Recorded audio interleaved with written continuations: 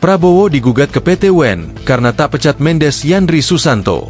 Presiden Prabowo Subianto digugat ke Pengadilan Tata Usaha Negara, PT UN, karena belum memberhentikan Menteri Desa dan Pembangunan Daerah Tertinggal, Mendes PDT, Yandri Susanto yang terbukti cawe-cawe dalam pemilihan kepala daerah, Pilkada 2024, Kabupaten Serang, Tangerang. Prabowo digugat oleh Lokataru Foundation, lembaga organisasi sipil yang dibentuk oleh para pegiat hak asasi manusia, HAM. Salah satu pendirinya adalah Haris Azhar. Dalam gugatannya, Lokataru Foundation memohon Majelis Hakim PT UN Jakarta untuk menyatakan Presiden telah melakukan perbuatan melanggar hukum karena tidak memberhentikan Yandri Susanto, ujar Direktur Eksekutif Lokataru Foundation, Del Pedro Marhaen, dalam keterangan tertulisnya, Kamis, 17 April 2025. Berdasarkan penelusuran di situs web Sistem Informasi Penelusuran Perkara, SIP, PT UN, gugatan yang disampaikan oleh Lokataru Foundation ini telah diterima oleh pihak PT UN pada Rabu, 16 April 2025 dengan nomor perkara 130 GTF 2025 PT UN Jakarta.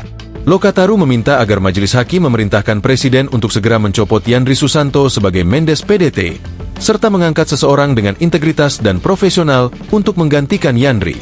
Yandri terbukti melakukan cawe-cawe atau memihak salah satu pasangan calon sesuai dengan putusan Mahkamah Konstitusi, MK, nomor 70 PHPU BUPSISI 2025. Yandri Susanto terbukti menggunakan jabatannya untuk mempengaruhi kepala desa agar mendukung calon yang memiliki hubungan keluarga dengannya.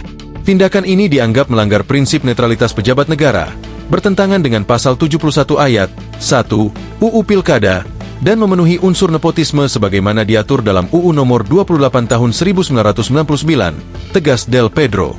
Sejak putusan MK dibacakan hingga saat ini, Yandri masih menjabat sebagai menteri di Kabinet Merah Putih.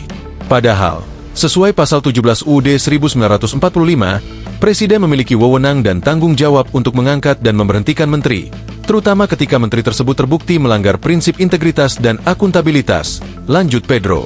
Sebelum mengajukan gugatan ke PT UN Jakarta, Lokataru telah menempuh berbagai upaya administratif, termasuk mengirim surat permintaan pemberhentian pada 26 Februari 2025, keberatan administratif pada 21 Maret 2025, dan banding administratif pada 8 April 2025.